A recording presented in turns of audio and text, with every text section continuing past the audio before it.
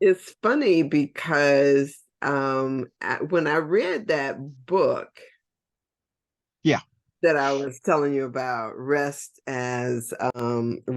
is resistance, it was talking about how much of our thinking and our language, all of that stuff is based on the capitalist narrative that we've been given.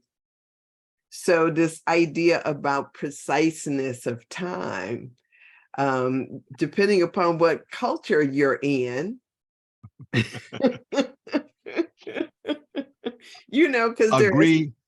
there are certain cultures, time is just a suggestion.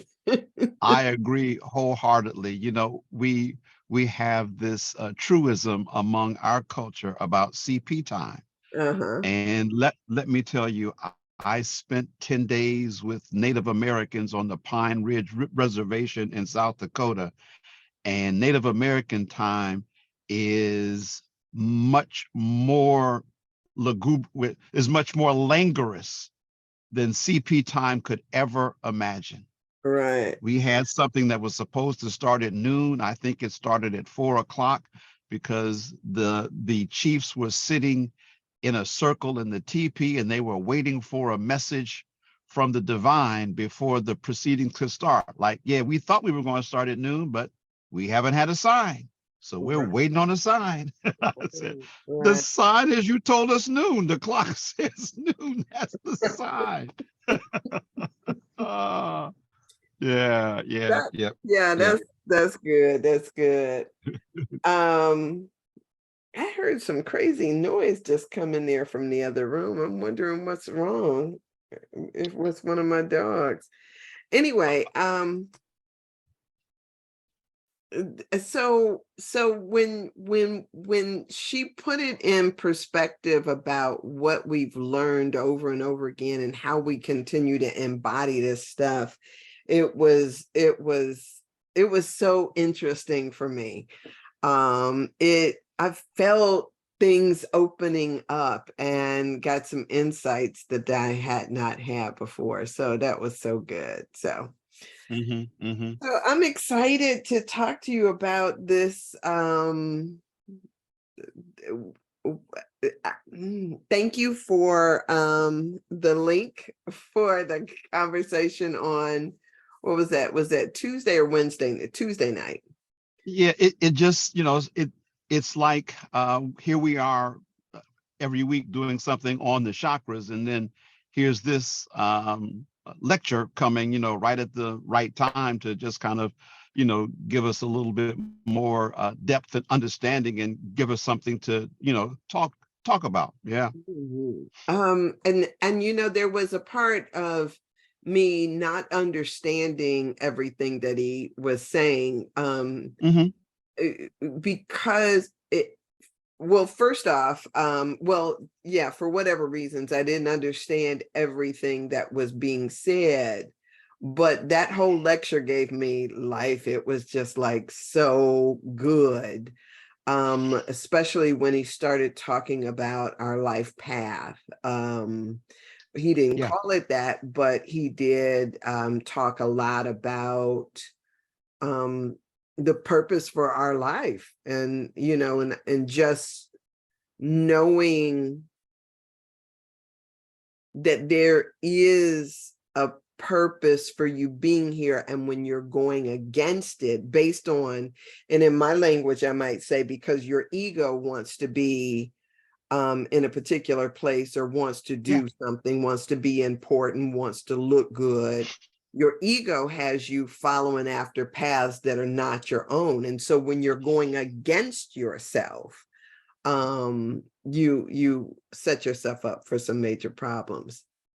Yeah, and that we have this faculty inside of us, which, with proper work and activation, will reveal your path and help you to understand what these challenges that are occurring that we call adversities or obstructions or blocks, how they really aren't that, how they are the portals through which you go through and gain a better understanding of who you are, what your skill set is, how you function, how you're supposed to be successful, and your role in, like what you were saying, we have our own plan, but not recognizing we don't have the wisdom and the insight and also the holistic view of the Ajna chakra. We are inside of God's plan. And our job is to come to the awareness of how what I want to do needs to certainly fit in with what God intends for me to do, because I've got a purpose in its plan. Mm. And in its plan is my success, is my health, and is my wealth. So there has to be an alignment of those two wills, my will to God's will, and then I find my purpose. And then I understand that these things that occur along the way are all there to strengthen me or to give me insight. As you pointed out, that's not the way. Okay, that's not the way to go. This Mm-hmm. is the way to go. You know, you're trying to swim upstream as opposed to going where the energy is already going. So you Right. can just sit back and just float and be carried to your destiny, as opposed to you using all this energy struggling to get to a point where you won't be able to sustain what you've accomplished anyway, because it's not in your destiny. Yeah, yeah, that was so good for me. So we were, and for those of you who probably don't know what we're talking about, Raun Nefer, who I have his book, whatever, I forgot one of his first books, but there was a lecture that was given on Facebook Live. You can also find him on YouTube uh, Mhm. with that same information. So if you are so interested in looking into that. Today we're talking about this, what many call the sixth chakra or the third eye. But because on the scale, in reality, he was revealing to me, as Dr. Brown has, that there are actually 14 chakras, but we're still looking at them from the perspective two that I understand and we can Yeah, relate to, yeah, because they all kind of converge together. So right. while I go in and check on something, can you tell us what, tell us the name of this, the actual name, and your understanding about this chakra? Sure. So it's the Ajna chakra, and some call it the third eye. Some people will assign its anatomical location to the pineal gland. Some will assign its anatomical location to the prefrontal lobe. It is supposed to be, it has been defined in the Hindu tradition as the seat of our consciousness. In the Kemetic tree of life, this corresponds to Osir, or the unity of all things.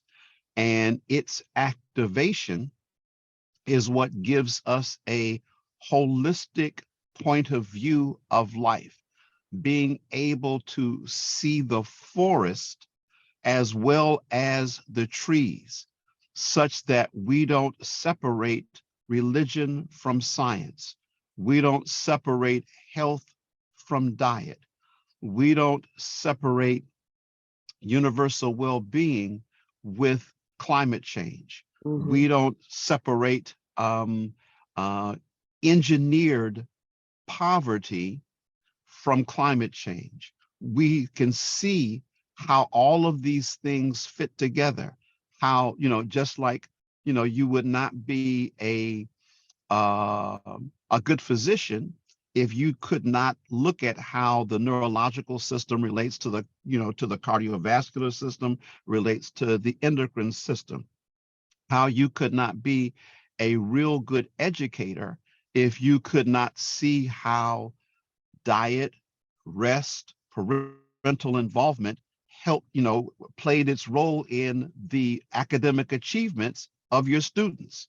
You have to be able to see the parts of events so that you can have a holistic perspective. And this is what helps to unify us with everything that there is. And its activation gives us a holistic view of life, as opposed to the silo tunnel vision that a lot of us have, me, myself, and mine, as opposed to we, ours, and us. That's good. That's good.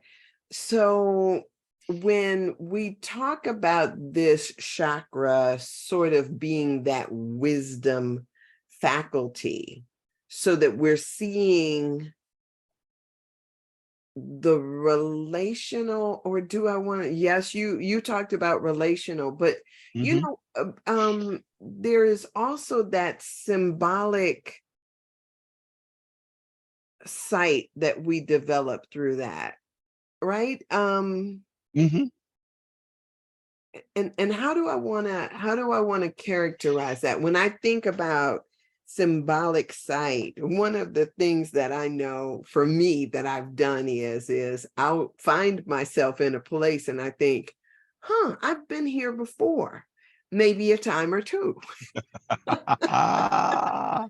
So when we talk about unity, we're also referring to past, present, future. You have the ability to coalesce that and get the understanding from what the human would say, those three vantage points. But what the sage would say is just one perspective. And we talked about that seer last week that you brought up. That is correct. And that's one of the functions of the Ajna chakra, is that the person, and when we talk about the person, that is this concept of our experience, our opinions, and our beliefs, that's us, versus the self, which is our divine consciousness. So the Ajna chakra allows the person to actually perceive the self as the self perceives itself. And that's good, but many people would wonder what you're talking about. Exactly. Because it's so in symbolism and poetry, we see in poetry and in common day language, when we're talking, we don't say necessarily, I hear what you're saying. To identify true understanding, we say, do you see what I'm saying? We attribute sight higher than ears, higher than hearing. In court, they don't allow hearsay evidence. But however, the prime witness of the crime, eyewitness testimony, is given more creditability. In poetry, we talk about the seer and the ability to see. And then there's the symbolism of eyes identifying us, whether it's the eye of Haru or the eye over the pyramid, the all-seeing eye. Seeing, because that is truly what we are in consciousness. We are the seer. Now, as the person, but because it's consciousness, there's no energy and matter. So how do you perceive something that has no things in it? But it is part of that idiomatic riddle, I am that I am. Who sent you? And Moses is asking before he goes to see the Pharaoh, who shall I say sent me? I am that I am. Simple as that. I am no thing. I am no thing. I am that I am. And our ability to actually perceive ourselves as that, then the Ajna chakra is open and working. Yes. So it's so good, right? I remember, I'm going to talk about this just for a second, but I remember the very first time I became conscious of myself as a seer. I was sitting in meditation, and I was going through this thing because there was this woman that just really vexed me, who I used to watch on there was a program that used to come on television, like Channel 25, where they would film these classes at Tri-C or someplace, and you could sit in on the class. And there was this woman that I could only see the back of her head, but she was always putting in her little 2 cents, just like, could you shut up and let him talk? Just like people are saying about me, like, could you shut up and let Dr. Brown talk? But anyway, so this woman, when they asked about how long you should meditate, they were in this class, how long you should meditate, the instructor, the professor, was giving one answer, and she put her hand up, and I'm like, man, like, what, like, shut up, right? That's what I'm thinking. But she says, well, I was told that you should sit for 5 minutes longer than is comfortable. And so when I got in my closet the next time, I heard her voice, and it said, sit 5 minutes longer than what you're comfortable with. So when my clock went off, I decided I'm going to show her I'm going to sit 10 minutes, right? And so I'm sitting there in meditation, and my eyes are closed. I'm meditating, but then all of a sudden I felt something blink. And I thought, what the heck? What? And there was this moment where I felt like I pulled back within my consciousness and turned to actually be aware of consciousness. And I started, I came to this realization that this thing that I know to be God sees through my eyes, it is seeing out into the world through me. So when I think that I am, and I say to myself, I am host to God, not just talking to something out there or praying to something up someplace else, but rather that it moves through me in the world. And it moves through all of us in the world. So it's not something separate. It is who and what we are. So when we talk about it from this consciousness, right? Talking about being woke, people will say that they're woke and don't even have a clue as to what it means to really be aware. They're talking about it like in the sense that I know the jargon or I know the language, but not that they are actually it. Because if they were, they wouldn't be fighting. Well, they wouldn't have to say it. They would be it. What Right. it means in common parlance now is that I hold progressive ideas. That's all that it means. Okay. And but back to what you experienced in the closet, that is definitely an Ajna chakra experience, in that two things. One, when you have it, you recognize I am not my body. I am not my thoughts. I am not my experience. I am not my emotions. I am not my feelings.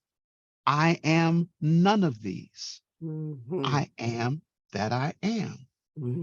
Two, consciousness, because it has no energy or matter, cannot be divided. Mm. There's only one consciousness. It suffuses through every sentient being. We have the same consciousness. It's our persons that are different. Our birth experiences, our thoughts, our opinions, our beliefs, those are the differences. There's only one consciousness. It suffuses each one of us. And when you get to that point where you were, you recognize, I am that I am. Yeah. I am not separate from anything else. And this entity that we put the term on, God, it is the universal consciousness, and I contain a part of it in me. And it is the seer that is truly what I am.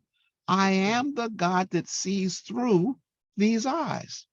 Mm-hmm. Now, when I come back to earth, I have to manage my thoughts and my behavior and my actions to be in alignment to this experience that I have. I am this divine thing. So certain thoughts are not allowable in this temple where it resides. Certain things I eat are not allowable in this temple where it resides. Feelings are not allowed. Certain feelings are not allowed in this temple where I'm going to be a good caretaker, Mm. because it is my wealth. It will guide and teach me, and in doing so, I will give it earthly experience and joy. I will take it to music. I will show it its family. I will hug and embrace others. I will have delight and feed its vitality and its joy and give it its experience while it guides my life. Mm. That's so good. That's so good. So, and while you were talking, the analogy came up for me, like we see this all over the place. We breathe in air and we don't think that it's my air. It's just air. But with this thing called God, this consciousness, we don't even want to, so part of, I don't want to say capitalists. I don't want to say that this is, you know, um, I don't want, I don't want to blame it on any particular culture, but some people will say, how dare you believe, or how dare you think that you have a piece of God, or that God comes through you. They get this idea that it is only one begotten son, without recognizing that all of us are the begotten son. All of us participate in this thing. All of us, just like all of us breathe. And we are not trying to make it seem like just because I'm using the air that it belongs to me, or that it doesn't equally belong to everybody else. Thank God that people are getting a clue, that we have a responsibility to all that we participate in, whether it's the air or water or nature in general, we are all a part of it, and it us. And so yeah, What that was the name of the book? What was the name of the book that you referred me to, that you are referencing in terms of rest? What was the name of that? rest is resistance. Rest is Okay, resistance. so to your point, one of the things that I got from the first part that I read is this concept that she promotes, and it's accurate, the grind culture. Mhm. What she's referring to is that so many people on the planet are in survival mode. Sometimes you have to have two parents working in a family, which means that time together and time with children is compromised. Sometimes a person has to work two jobs to have enough. Sometimes you're really struggling to put food on the table, do all the responsibilities of the mundane life. One of the things, if you look through the high cultures of the ancient world, they had a stable political system and they had a stable food supply, because with stable creature needs met, you now have time to ponder the highfalutin thoughts. Mm. So you're talking about how people have these beliefs. Well, you have a belief when you don't have knowledge. Mm-hmm. It is through knowledge and knowing something. So you give people enough leisure time so that they can actually explore the inner world. But when you're in a survival mode, when you're trying, and most of your day and especially your energy is put toward just surviving and helping those in your group survive, you don't have the luxurious time to spend wondering, well, what do they talk about being born again, the virgin birth, the immaculate conception? Okay, it's easy for me to just take this story and I'll just go from there. Instead of doing the internal work, you don't have time. Mm-hmm. And that is purposeful. Mm-hmm. This world has been purposefully engineered to keep most people in grind culture, Yes. such that we don't have the leisure time to truly explore what we're here for, our purpose, and how do we get from here to there. Yes. And I had never thought about it in the terms that she put forth in this book. Even, and to your point, even this idea that long before any of this came about, there were people who used to spend time staring at the stars at night because they had, because darkness was what they had. They didn't have all this electricity and lights and all that stuff. And so you had people who were astronomers and who studied things, who sat and listened to ideas and were connected to the earth. And then to be stolen from a land, brought here to work from sunup to sundown, not given time even to eat or to rest or anything. So all of this has been engineered in order to fit into a particular system. And now we've taken it on like a cloak or a badge of honor to say we're on a grind, or because we're always chasing after something. And so to put it in political terms was amazing for me. But the interesting thing also to me is that life, one of the things that Raoul Nafar had alluded to is that life brings these things, these opportunities for our growth to us. Like, yeah, we can sit and we can chant, you can do those things, but it seems as though there is, regardless of what you do, you got a date with destiny, with your destiny. So, And you cannot avoid it. You are yes. here. This is truly the mercy of this entity that we call God. You will get many lifetimes to develop your divinity. You can choose, as the old television commercial said, you can pay me now or you can pay me later, but you will be paying me.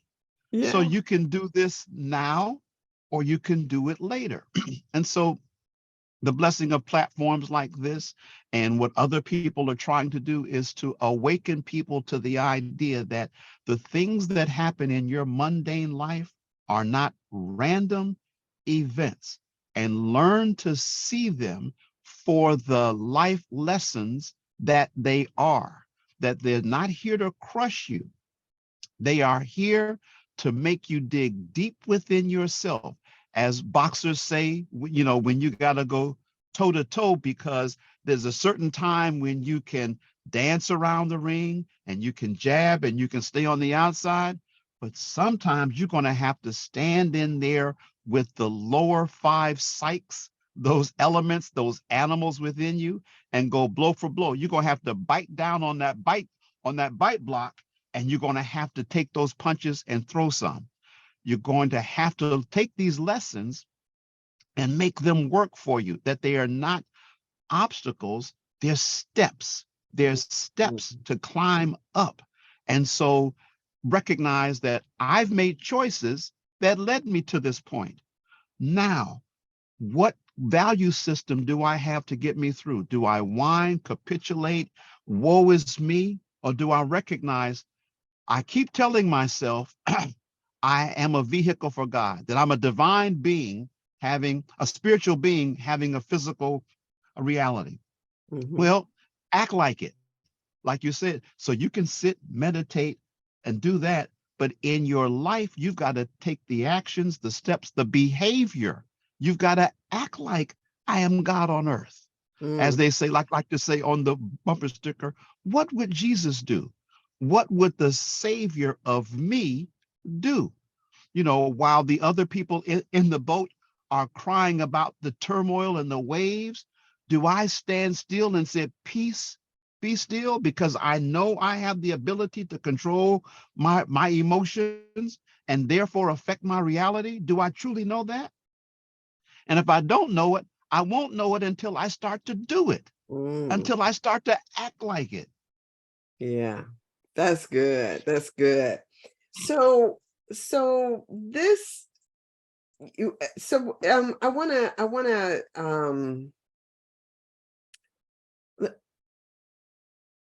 so I guess in another term, people sometimes call what you just talked about this dark night of the soul experience.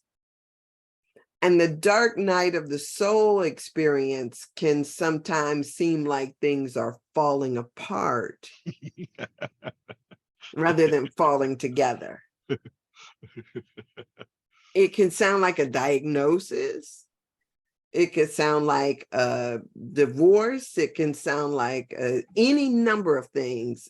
Who's to say what somebody else's dark night of the soul is? Some people just will say it's based on money. I remember a time, Dr. Brown, when you couldn't have found a Black person, when they talked about the Great Depression, and they were talking about people jumping out of buildings. Black people were like, what you jumping out of a building for? Right? We've been in hard times for 200 years. This is no different. Right. So I can't necessarily say what somebody else's dark night is. I've had my own. Right. That's right. We each have our own. What would be no problem for you is somebody's biggest challenge. What they would call ain't no thing might really test your wit and grit to the utmost. We each have a different journey, and we can't pass judgment on other people's journeys, only on ours. The things that bother me don't really faze anybody else. It's customized to you, because your purpose is different from somebody else's. I need you to be this. Okay, so I need these events to kind of mold you and shape you to be this. And this will fit perfectly with this over here, which I am shaping and molding to customize you. So we each have our role, and we've got to accept that these events are molding us and giving us a skill set to put forth through the whole system of this universe moving forward. Yes. A highly individualized curriculum, as Marianne Williamson would say. Yes, exactly. Very true. So that's so good. So now, so when we think about this, because this is really about us, this, seeing, right? And so sometimes for many people, they haven't seen the role that fear plays in their life. Even the idea of faith grows out of fear that they might not make it to the promised land. Fear is, I just use the word corrosive. But fear goes against the divinity of our own being. Absolutely. What are the three traits of divinity? Omniscience, omnipresence, omnipotence. Come on. So if I have this, if I am part of this whole substance of the universe is still one thing. You know, all of these atoms and molecules and minerals, they're all part of one substance. So I'm a part of that. And I also share the universal consciousness, which means that my connection to it allows me access to its omnipotence. Now, I'm not omnipotent, but it is. But if I submit my will to its will, then omnipotence is there's no obstruction to the power. That's what it's not overwhelming force, it's unopposed force. Why? Because the will of God is the action of God. They're nodes on the same plane. The intent of God manifests the power of God to make that will manifest. If I'm in alignment with that, there's no opposition to what I need to do. I just need to make sure that what I am choosing to do is what God has chosen for me to do. There's no opposition to that. But we have our own agenda, and we've got to learn to open up that Guru chakra, that Ajna chakra, so we can see our place in this divine dance that's going on. Now I have access to the omnipotence, which makes my life a life of abundance and well-being. Will I have some challenges? Absolutely. How? Because I don't get better without resistance. You go to the gym and you want to get stronger, you're going to need to lift the weights. If you want to increase your strength, use those elastic bands, and you have to use resistance. You have to push on the walls and push yourself up. Your muscles need resistance, just like your spiritual powers need they need an opportunity to develop. What we call adversity and challenges is the opportunity to develop your spiritual strength. So do what it is that you fear. And through that, you develop your ability to recognize that the universe will flow with you when you are moving in accordance with it. But when you're caught up and thinking, one of the things that Jesus said was this idea that when you pray in secret and God will reward you openly. But when you're doing it for the accolades of man, then you got your just rewards. So you get the accolades of man. Yeah. If all you want is to look good in other people's eyes, then, fine, go ahead and do that. But when you get that there is a plan and a purpose, a flow that you're stepping into, that right there in and of itself is amazing. And just let me just circle back to, my pet ideology. The fear, the emotion of fear damages your kidneys. So in the interest of well-being, if something is making you generate that, recognize, oh, okay, so this is coming from my kidneys. I need to save my kidneys. So what do? I need to breathe. I need to breathe from the abdomen. I need to calm my spirit down. I need some clarity. I need some perception, and I need problem solving. If I'm fearful, I'm not in optimum problem solving mode. So if something is frightening me, I'm injuring my kidneys, I need to breathe. I need to breathe. I need to breathe. Wow, that's good. How it all works together. And it's interesting because I don't think that most folks, even when they're in fear, they don't identify, because fear shows up in so many ways. Yes. Whether it's defensiveness or anger, or I Yes. mean, just it shows up. It's like the many faces of fear. Yeah. That is right. That is right. Yeah. Um, so Sarika said that was interesting. So when this idea of here again is this amazing, beautiful ability for us to have wisdom or insight. Many people have not learned or had anybody tell them. I don't even know that you need somebody to tell you when you're losing chi. I'm using your word. When Yes. you're losing chi, you are setting yourself up for dis-ease to set in. That is correct. People do not know what it feels like, or don't seem to be able to identify what losing chi feels like. Okay. Very good point. So it feels like fatigue. It feels like lack of motivation. It feels like sadness. It feels like not wanting to engage. It feels like some people would say, sometimes I get lazy.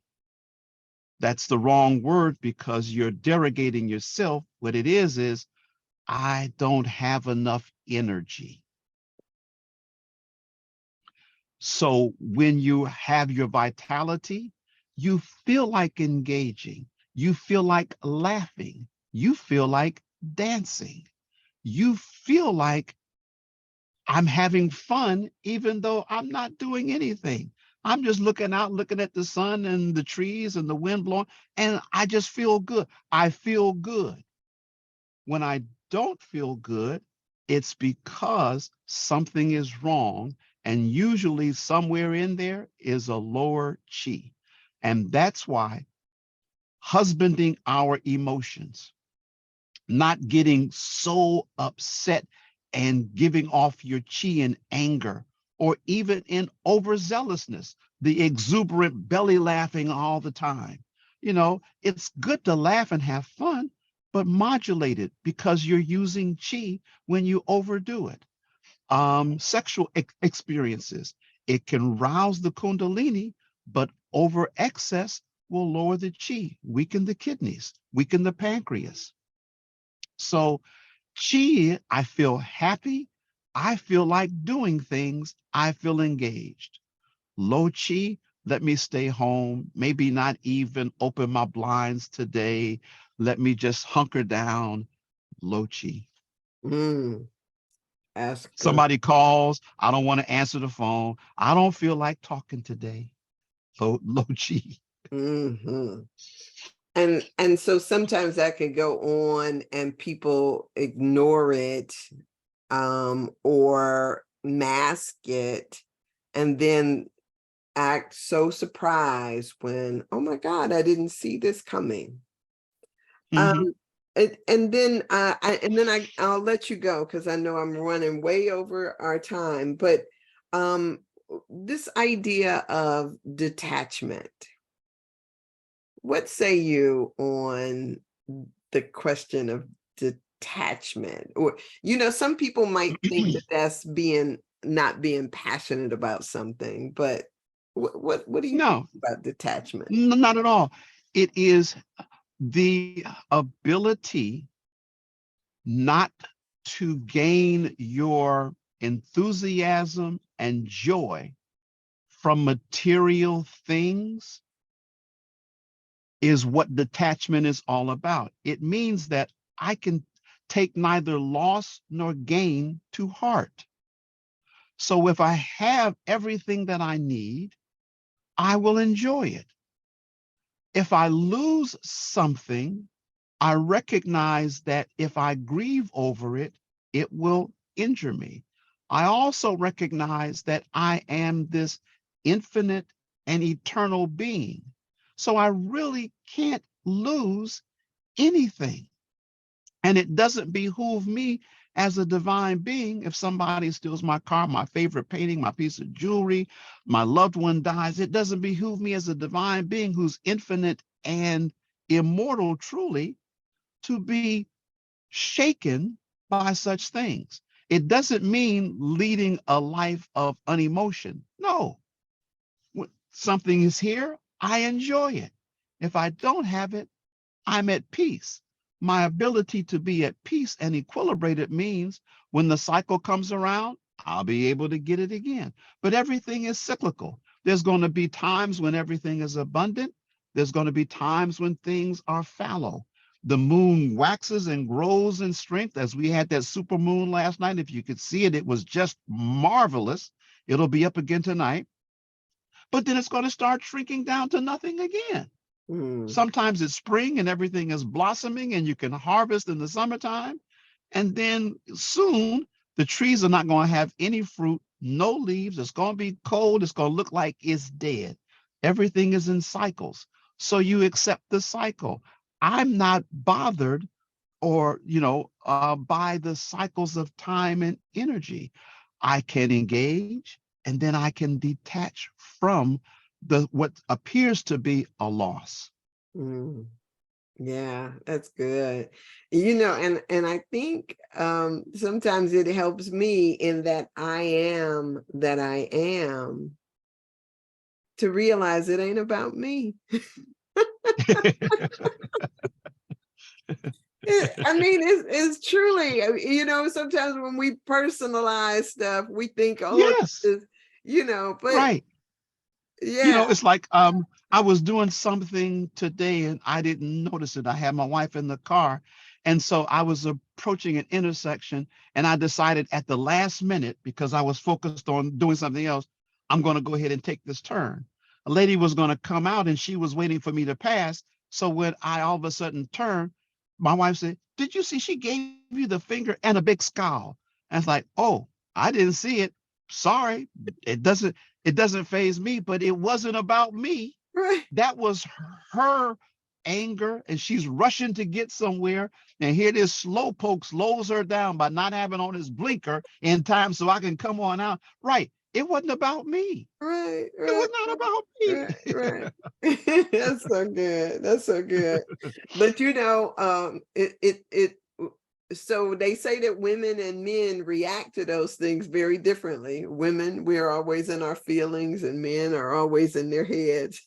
So Well, but the goal is to be, it's like in the Ajna chakra, there's Shiva and Shakti. They uh-huh. go together, they work together. So each one of us has to be able to be on our head and in our feelings. Go Yes, back and yes, forth. yes, Go back and forth. yes, Don't yes. be locked. Don't be locked into one side of your brain.